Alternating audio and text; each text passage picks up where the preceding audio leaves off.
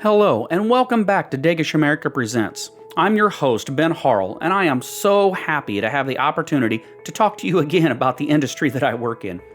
Last week, we spoke with Tim Larson about handling, storing, and transporting phosphine. There are some pretty specific regulatory requirements pertaining to the logistics of phosphine, and I'm glad that Tim was able to help clear some of those up. In this episode, we'll change gears a little and delve into planning and preparing for your phosphine fumigation.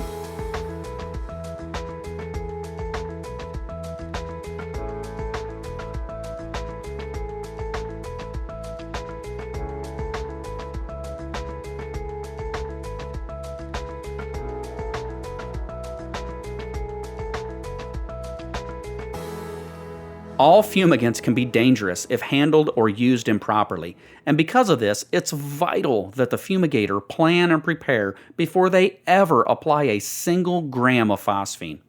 Once the fumigant has been applied, your ability to make any changes becomes so much more difficult. I believe it was Benjamin Franklin who once said, "By failing to prepare, you are preparing to fail." To help us understand what goes into planning for a fumigation, we've invited Jeff Wagner to the podcast.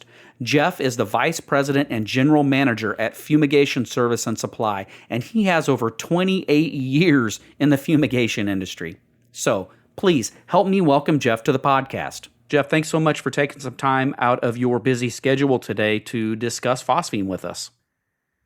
My pleasure, Ben. All right, thanks. So I just want to start right out of the gate. For anybody who may not know who you are, I know you've been in the industry a while, and I can't imagine there's too many people in the industry who don't know who you are yet, but in case there are some folks out there who don't know you, if you could just kind of tell us a little bit about yourself and how you relate to the industry, that'd be terrific. Sure. So I started with FSS actually in 1995, officially full-time. I attended Purdue University prior to that, and really, I personally, I come from an agricultural background. I'm a farmer's son. I was raised on a small family farm, and hard work was expected. I knew a lot about agriculture, and ending up in fumigation and pest management actually has allowed me to kind of see the other side of that, and what happens after harvest and where the green goes and how it's processed. So, it's been a really interesting career. So I've been in it about 28 years now, and I started out as just general labor with the company and preparing fumigations. Structural and commodity fumigations is primarily what we do. But, it kind of evolved. I really enjoyed the people in the industry. I enjoyed the process. Seeing the start to finish, the completion, and the successes and the challenges therein. But yeah, it's been a great, very rewarding career. I've had a lot of great mentors, a lot of great colleagues in the industry. Very supportive family. My wife, who likes to celebrate July 4th, a week later or a week earlier because we're getting ready for a very busy weekend. But no, I've been blessed with a great opportunity here. I'm kind of blending a little bit of family and work because we've kind of got both environments going on here at FSS, and it's very family oriented. So I've been blessed. Like I say, I've got a wife of 22 years and 4 beautiful children and a very rewarding career. So that's kind of where I'm at now. I'm in charge of I'm the vice president of operations here for the company. So I wear a lot of different hats, and the diversity of the opportunity here is something that I really enjoy. I will put the uniform on a busy holiday weekend and go out and get dirty and try to teach some of the newer guys something that I know that they may not yet, and then do podcasts with people like Ben Harrell and presentations for a lot of trade organizations and things. And it's just it's been a very rewarding career, and I've really learned and grown a lot professionally and personally. Yeah, that's great to hear. Yeah, that's one of the things that I really enjoy about our industry the most is I like to say that when you work in our industry, one collar has to be white and the other collar has to be blue. You can't spend all your time in the office. You have to get out and get your hands dirty, but you do get a lot of opportunities in a lot of the roles to really work on a lot of the things that general field work doesn't do, like, speaking at seminars and helping test new chemicals or new application processes. There's a lot of different aspects to the job, and no single day is the same as the previous or the following. And it really makes it challenging in one of the best possible ways. That's for sure. The bugs are. I forgot to give credit to the bugs. So that they're making Yeah. they're making all this possible, but it is a very dynamic field. Even though fumigation, especially what I would consider commercial fumigation or post harvest fumigation, which includes grain and processing and milling and food production and distribution. Even back on the export side, it's pretty niche market within pest control industry. Not a lot of people know a lot about it, even though fumigation probably occurs way more than a lot of people know. Yes, absolutely. You're absolutely right. I like to say that I think almost all food products that are processed in the United States, not all of them, but the majority of them have fumigation touch them at some point in their journey from the farm to the fork. That would be an accurate assessment. Yeah. Yeah, yeah. So this season we're kind of drilling down into one particular fumigant. Last season we talked a lot about a wide variety of topics related to fumigation. This season we're kind of talking mostly about phosphine. And I know that you've had a lot of experience with phosphine, same as me, but I wanted to bring somebody in to kind of talk about some of the mechanics of a phosphine fumigation, some of the nuts and bolts on how we actually use phosphine on a regular basis. So, my first question for you is really just kind of about the general paperwork of the fumigation management plan. And I was hoping maybe you can kind of define what a fumigation management plan is, and then just a description on how we use it. Sure. So the Fumigation Management Plan, or FMP, is the acronym. Pretty wide is what it's referred to. There was a periodic, phosphine, as all pesticides do, go through periodic reviews. And I remember, I think it was around 1999, something like that, where there was a PID issue or a proposed interim decision about phosphine. And some of the RMMs that came out were a 750-foot notification zone and a 500-foot like no fumigation zone, and that caused quite an uprising, as you can imagine, Oh yeah, in yeah, the industry. And people were just beside themselves with that. Seemed pretty arbitrary, not a lot of supporting documentation as to why you might implement something like that and affect so many users. So which ironically, here we are again, right, faced with some buffer yeah. zone issues here recently. I don't know if you've talked about that on previous podcasts or not, but we've kind of come full circle with it. But I understand that. So, but the FMP really was a big deal when it came out, and surprisingly, a lot of companies and even private applicators really struggled to get on board with it. We used to use a process before FMP was a thing, and we called it vital statistics or something like that. It was just a process of recording, the site contact information, emergency information, what we were walking into. This was before smartphones and before Google and all that, and so you really had to keep pretty good documentation. We even include things like driving directions and how to get there. Yeah, yeah. Turn left at Farmer Johnson's place, but because we were doing a lot of grain bins out in the middle of the country. So as we got on more and more on board with the process, we created an FMP, basically, and I believe it was Degish's phostoxin label that outlined it. And I went through that line item by line item and created a fillable document. And then we kind of shared that with whomever, online. I think it was put on our website at the time. And we continued to train on that and try to, spread the word. And it was quite some time. And it's taken years really for that to become really a part of the process. And that, it was kind of amazing to me to think that there were applicators maybe that weren't thinking through some of these things. And rightfully so, this FMP came about, and it's really been a good thing for the industry, for safety and just risk mitigation and all that. I'll talk about that maybe a little bit later. But so the FMP just really consists of several things that are outlined in the product label things like I mentioned, your contact information, site information, conditions, on how you're going to ensure the safety of everyone involved, how you're going to use the product properly. So we put together what we call like a pre-FMP. So before the fumigation, we go through all these things and think through the process. So we don't overlook something that's critical. And then and then that kind of gets communicated through. All the parties that need to be involved are of course engaged in this process. And then following the fumigation, we'll offer a final FMP. And we're doing it all digitally now. We have a customer portal where all this documentation, these final FMPs get uploaded. And then really a process of checks and balances where a customer's not going to miss out on this critical documentation because it is part of the label. It is law. It is required. So we've just really tried to refine that process and make sure we're dotting our I's and crossing our T's, and that's important. So. Right. Well, I'm glad that you mentioned that you actually start that process before the fumigation actually takes place, during the planning stages, because I think that there's so much involved with the planning of a fumigation. Every fumigation is different. Even if you're fumigating the same location year after year, every time you fumigate, there's always an opportunity for those fumigations to be slightly different. And so that planning stage is vital to make sure that you're having a successful fumigation. And so what are some of the things that you think are big concerns that need to be addressed specifically during the planning stage of the fumigation?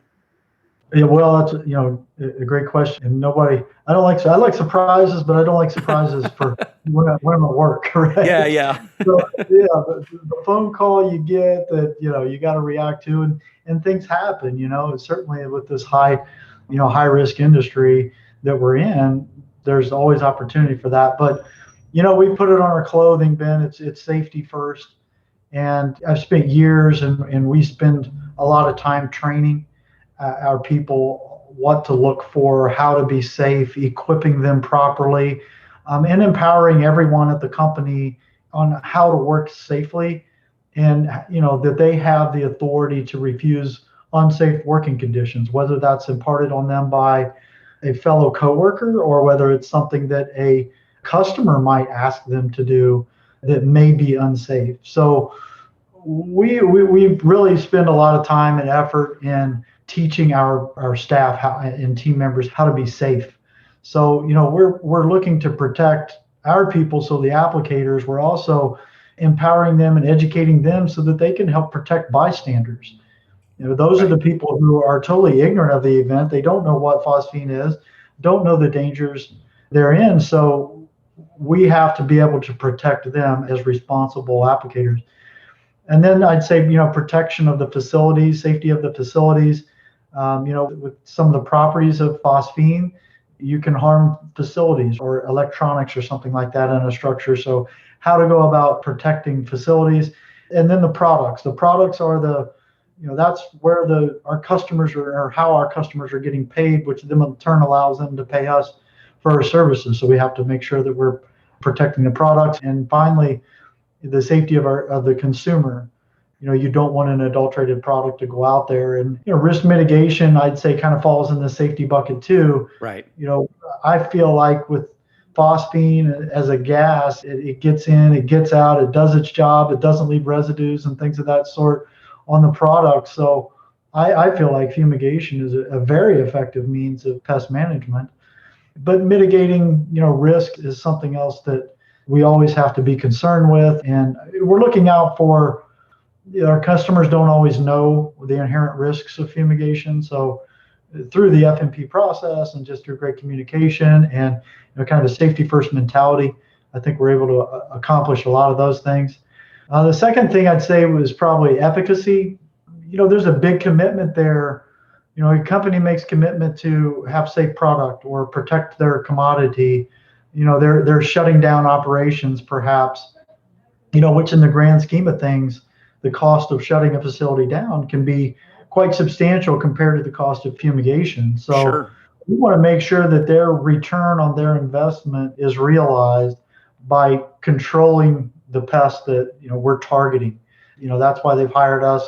That they know that there's risk there. They want us to or a threat there to their commodity. And we want to make sure that we return on that investment for them. We know decision isn't always an easy decision, albeit fumigation is very, very effective. Sometimes there's pressure either to not treat or to not shut down and just kind of keep going. So, we want to make sure that the customer, the decision maker in the process also is rewarded by making the decision to fumigate. So Sure. I also think this, for the sake of simplicity here, I'm going to lump some things together, but your resources. So I'll lump time, personnel, and equipment into that. So, you're in the planning stage of fumigation. You really, on the preparation, so you really need to know what you're kind of getting into. So equipping the people properly. So whether it's PPE, fall protection, confined space entry, personal monitoring, respiratory protection, gloves, whatever it is, steel-toed shoes, you name it, Ben. We try to make all that stuff available to our people. Allocating the proper number of people to do a given job. I mean, fumigation is not easy. Sometimes there's some long hours involved. Sometimes there's hot conditions involved. Sometimes it's climbing, lifting, repelling. There's a lot that goes into it depending upon what you're fumigating. And making sure you've allocated enough people to get the job done safely is an important part of preparation. And then also allowing yourself enough time to prepare, starting work early enough, allowing enough time of exposure to accomplish the efficacy goals that we have in mind, and not trying to shorten things, and really communicating all these things effectively to the customer beforehand is all good part of planning and preparation. So I'd say, shorting any of these things can lead to failure in one way or another, and its failure is not really in my vocabulary. An ounce of prevention is worth, a pound of cure. So I'll quote Ben Franklin on that one. So Yeah, you're absolutely right. I'm so glad that you mentioned a lot of really key points on what makes fumigation successful, and the planning stage is so important. I would put it right up there with the actual application process, the aeration. I mean, every part is important, and achieving the desired result on every step is important. But if you don't plan properly, you're setting yourself up for a potential failure, and nobody wants that. Like you said, failure should not be in our vocabulary. So all of these points that you brought up are absolutely fantastic points that need to be considered. there was something that I didn't add in there really was sealing. Sealing is something that is probably a majority of the work in preparing for fumigations. The complexity of some of the facilities that get fumigated and the structures that get fumigated are large. I mean, these are, you're talking cubic footage. I'm not going to get into the calculations yet, but the volume of some of these structures and the sealing that goes into it are, you can put a week's worth of work into a weekend real easily. And a majority of that is on the sealing side and preparation side. So, be sure to take that into account when you're preparing. Yeah, absolutely. And I've been in situations, and I know you have too, where the amount of phosphine or fumigant that you're using is relatively small, but the complexity of the facility calls for a very high amount of labor because of the type of sealing and preparation that you have to do. So you can't really just go by the quantity of fumigant that you're using. I mean, all of these facilities have a wide varying complexities, and all of that needs to be taken into consideration during the planning stage. Yeah, you mentioned that they're all different. I mean, I've never seen, well, I won't say never, but you rarely see two grain bins that look alike, or two ships that look alike, or two buildings that look alike. So everyone has kind of a unique fingerprint, if you will, and you just have to adjust accordingly to the personality of the situations. Yeah, and I just briefly mentioned the amount of phosphine or the amount of fumigant that's being used, which segues into my next question for you, which has to do with calculating those dosages. I wanted to ask you if you could just kind of go over how a fumigator would go about calculating phosphine dosages. I mean, I know the label explains it, but there's a lot of variance in that label. And it's good that there's variance because it leaves it up to the experienced fumigator to kind of make some distinctions based on a case-by-case basis. But if you could just kind of tell us how you go about calculating phosphine dosages, that'd be great. Yeah, dosage calculations always seem to stump people when they get to that stage, or Sure. when they're, where they're applying for a license or something like that. It's like, oh, I can't get past the dosage calculations. And there's the guardrails, I would call them, the labels put up are suggestive. They allow some variance in there for the fumigator in charge to make the final determination as to, how many cells you're putting in or how many pellets you're applying. So that's good, I think, but it also that comes with a bit of a responsibility, which, for the fumigator in charge to make that determination. And I think a lot of experience also helps kind of ease this process of determining and, what the proper dosage would be without grossly, under dosing. You certainly don't want to overdose either. But, I've kind of always used phosphine was always challenging because there wasn't that definitive calculator with it to say, well, you need X amount of product. But I like that because I could customize within that range or within that recommendation to what I felt was suitable and what I knew was going to do a good job. So I always kind of look for an average of 750 ppm for 72 hours at roughly 75 degrees Fahrenheit, and that's kind of the three pillars really I kind of look for. Nothing under that, and knowing that 72 hours, depending upon what dosage you chose, ALP and magnesium phosphate are going to liberate over time. You got some load factor in there, so your levels are going to be higher than 750 at some point. They're going to be lower starting out, and they'll probably be lower on the tail end of your exposure time. But you want probably an average in there of about 750. If you're targeting all life stages, which in most cases, you're trying to penetrate a kernel of wheat that may have an immature larva or immature egg or something like that of a rice weevil or lesser grain borer or something like that it can do a lot of damage, and you're trying to get in there to kill that. You got to make sure that you hold high enough gas concentrations for long enough time at the right temperature range in order to control them. So I would say, looking at the label, I mean, this is your guide on dosage. Calculating the bushels is pretty easy. Usually you're going to have a site manager or somebody there that's going to know the metric tons or how many bushels the facility holds. If it's cubic footage, there's some pretty basic calculations for a box, length, width, height, or the triangular shaped roof, and then cylindrical shaped silos or whatever. Those things can be readily found, and then you just take your measurements, apply it to those variables, and come up with an accurate starting point, which is the volume, whether it's cubic footage or whatever. So that's your starting point. And then from there, I think you got to dictate, or determine, how leaky is this structure? Is it a welded steel vessel that's going to seal up and be watertight? Or is it a pretty antiquated grain bin that's probably going to leak a lot? So you got to go on the higher end for that. And then also, some of the requirements for fumigation are going to dictate to you what those dosage rates should be based on, how much is in the facility or in the structure. You take that guideline and then you apply it, and then you'll come up with how much product you should be using. I know that especially for new fumigators, it seems like calculating dosages can be pretty daunting at first, but the more you do it, the easier it does get. And, that's where the planning really comes in handy. I mean, all these facilities are a little bit different. Sanitation can sometimes play a part. Temperature plays a large part. The length of time that the facility is going to be giving you for the exposure period plays a part. So there's all these different factors that you kind of have to know in order to help you calculate those phosphine dosages. And then you have the guidelines on the label as well.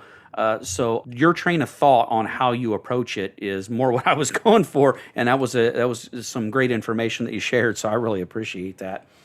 Now, when it comes to actually applying the phosphine fumigant, what are some of the things that need to be taken into consideration during the actual application process? Yeah, so I would, you got to watch out for exposure. Phosphine is, a gas. So without a respiratory system, insects are much more tolerant to phosphine, right? It takes Right. higher doses for a longer time. You and I, not so much. So we have to be very careful.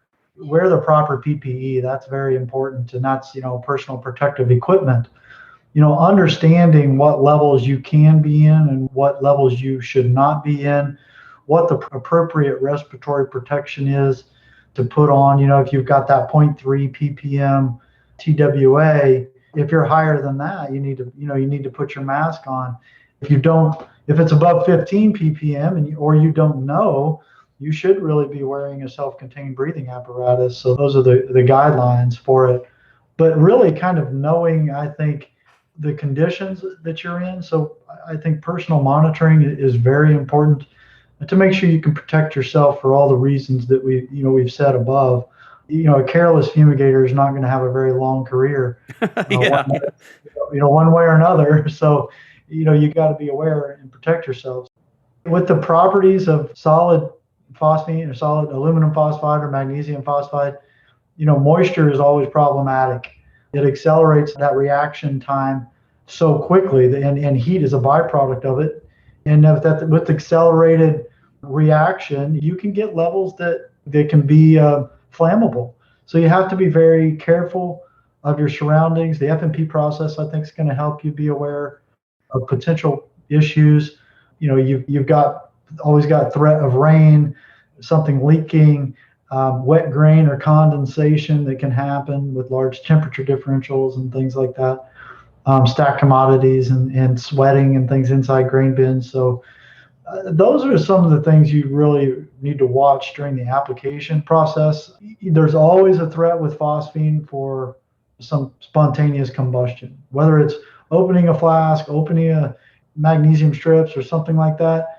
There's always that risk. It's very slight, and I've probably only had it happen a couple of times, but inevitably you need to be very careful and very aware of the hazards. So I think education will go a long way in prevention again, and just being aware, of what the risks are and what can happen, immediate threat, and then down the road, what can happen too. You may have gas move from a target structure. The good thing about phosphine is it penetrates very well, and then the bad thing sometimes about phosphine is it moves very well. Yeah, So yeah. you got to be aware of what gas can show up a long way away from a target structure if you didn't get a tunnel blocked off or identified or something like that. So, be aware, just be very aware. So. Yeah, and most of what we keep circling back to is the preparation part of it. Being aware and being prepared for these things to potentially take place. I mean, the preparation's so important, and having that FMP filled out as much as you can in preparation, or the pre-inspection, pre-application inspection, all that stuff is so vital. And I mean, one of the most vital things, a lot of people think that the phosphine or the fumigant itself is the most vital part. But in my opinion, I think the most vital part is the paperwork, and having that paperwork trail built and being able to document and keep track of everything that you've done at these facilities. I think it's extremely important to be able to have that paperwork available and have it filled out properly and track everything that you're doing. It's my opinion. I'm quite sure that you agree with me, but I was going to ask you, in your opinion, why do you think that paperwork trail is so important when it comes to phosphine fumigations? So I think, nothing can really run a successful fumigation, that you did everything right on, like having some missing documentation at the end of it. It's like, Yeah, it's having your best financial year and then not paying taxes. So, the auditor is going to find you and it's not going to be good. So, right. in the digital age, though, it's pretty easy to keep tabs on this stuff, and we've kind of created a process of filling out when we schedule the event. It's got to have a pre-FMP attached to it, and before you invoice the final event, it's got to have a completed FMP, and those things are something that our wonderful admin people keep tabs on. So we've gotten much better at documentation. We've gotten more efficient at documentation. So, but it's a struggle. There's a lot going on, and there's just a lot to capture. But the thing is part of our jobs too is I'm always looking down the road a little bit, like what can happen. And I think curious people and forward-thinking people make great fumigators and Oh yeah. or great fumigation managers because they can see what needs to be done. These are the guys that recognize when you're out working with them. You can always tell he's going to be great because they're working ahead, and they weren't told to. So kind of getting off base here a little bit, but you're looking down the road as to what can happen if there is a product issue, if there is a quality issue, if there's a structural issue, if there's poor efficacy and there's insects found later. If you don't have good documentation to back your story up, it didn't happen. Right. And God forbid somebody gets hurt. If you didn't document that, oh, well, I was there at that time and here's my reading, or if I cleared the facility and here's my reading at this time, and the person was making the claim for later. I mean, my wife's an attorney, Ben, and so if there's anybody that knows anything about defending themselves, it's me. It's like Yeah. every day. So you got to have good documentation to prove success or to help provide proof against failure. So when you might falsely be accused of something. Sure. Yeah. And I So mean, documentation like this gets brought up in litigation, not all the time, but often enough that it's extremely important that everything you do is indeed documented. yeah, if you're in fumigation business long enough, and hopefully you're fortunate enough to have a long, successful career, safe career, but inevitably there'll be someone claim that your fumigation didn't work or that this was caused by fumigation, and inevitably someone is going to say that they were sick because of the fumigation. It is a part of what we deal with on a day-to-day basis. We mitigate a lot of those risks for our clients because we've been there, done that. And documentation is one way where we help clients through the process safely. So I only have one more question for you on today's podcast, Jeff, and I like to ask this of everybody. And we talked a lot about individuals today, and you talked about forward-thinking people and having people on staff that can recognize what the needs are in the future and are good at planning and good at preparation. So let's say that you have a brand new fumigator that you've hired on, or a brand new fumigator. This person may not even be a licensed fumigator yet at this point. It could be somebody that's just day one of the job. What kind of advice would you give that new fumigator about the safe use of phosphine? Well, I got a good point of reference for you, Ben. I was 20 years old when I received a brand new fumigation license to kill, right? Yeah. And I probably wasn't worthy of having a fishing license, let alone a fumigation license. So, but I'll tell you what, the industry is so full of great people who are willing to share because I think they enjoy the industry so much. And I've found this to be true of a lot of associations that we're in. So, getting engaged and getting involved would be one because, you can learn a lot by participating in those from a lot of great minds and great people that are in the industry. And you can do outreach to experienced applicators. I had great mentors when I was starting out in the fumigation business, and at FSS there were a lot of people who already kind of knew and had kind of already done a lot of these applications, so they could kind of help guide me and mold me into a good fumigator, I guess. So, and then I think you got to inform yourself about the products to be a good steward of the product, to be able to offer the quality services that we want to provide as commercial applicators or private applicators. You got to know what the limitations are of the product, of the molecule, and then you got to protect yourself at all times so that you can protect others. And you got to use PPE, always monitor, that way because if you don't know, you're just putting yourself in a compromising position. I would say communicate and document effectively as possible, as we talked about here. Communication is very important, not just through documentations and emails and customer portals and things like that, but verbal communication it can be very effective also.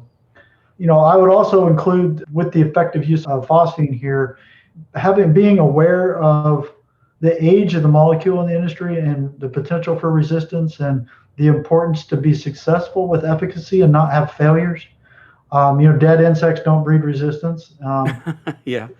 It's a big concern, and I think something that the younger guys, they're going to maybe have to face an issue with phosphine someday. Who knows? But we've certainly seen that. So just be educated, as educated as possible. Like I say, you can't learn enough about fumigation through a book. There's not a lot of, I think, great resources on how to in a book. So most of it is getting out there, working with a great mentor, experiencing it firsthand, being in the field. Conducting fumigations is not something you do from behind a computer. So if you enjoy diversity, you enjoy challenge, you're not afraid to work hard, you're not afraid to put the hours in, I think fumigation for a young person today is a great place to be. We're always looking for great people, and I know I'm looking forward to mentoring the next generation in and helping them create a great career for themselves. Yeah, and I applaud and echo your sentiments there. Absolutely. I think that everything you said is spot on, and I couldn't agree more about our industry. I absolutely love the industry that we work in. The amount of diversity that you have, the amount of mentorship that's available, the camaraderie that you get with your coworkers. I mean, this industry is just second to none, in my opinion. I've enjoyed every day that I've been in this industry. And so, yeah, I couldn't agree more. I really appreciate you having me on. Just talking about it, you and I get to see each other occasionally around the Yeah. trade show circuit, but it's good to do this. This is the first one for me. I hope some people out there get something out of it, and you guys are doing a great thing for the industry here, I think. So I don't know too many fumigation podcasts, Ben. Oh, well, thank you. I appreciate that. That's exactly what we're trying to do. And I definitely Yeah, think people will find a lot of value in the conversation that we had today. And I can't thank you enough for that. I really appreciate great. your time today, Jeff. Yeah, been my pleasure. All right, thanks. I want to thank Jeff Wagner for joining us today to discuss planning and preparing for phosphine fumigations. If you plan in advance, follow the regulatory requirements, and calculate the dosages correctly, your chances of success dramatically improve, which means you'll enjoy another safe and effective fumigation. On the next episode of Dagish America Presents, we'll be talking about the importance of monitoring your phosphine fumigation. After all, if you don't monitor, you can't really measure your success, now can you? And remember, if you have a question you'd like for us to answer during our live season finale, please feel free to send it to us at podcast@dagishamerica.com. Or, if you like, we can always answer your question right away. You can also find us at dagishamerica.com or on all of the main social media outlets. So until next time, I'm Ben Harrell, and I hope you have a safe and terrific day.